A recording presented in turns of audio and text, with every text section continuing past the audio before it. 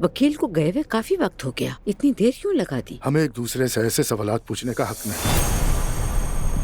मैं अपने बच्चों को सूरत हाल समझाने आया हूं। सुनो बच्चों,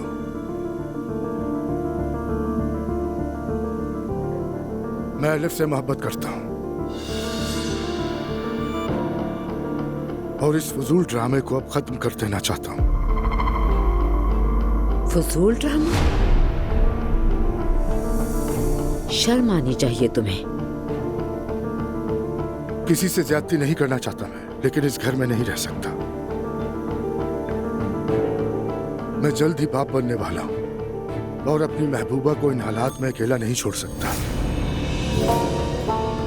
अब भी उसे महबूबा कह रहा है। मरियम बेगम, तुम मेरे लिए कीमती हो, मगर अब सब खत्म हो गया। मुझे तलाक नहीं देना चाहती, अदालत में घसीटना चाहती, जो चाहे कर लो तुम।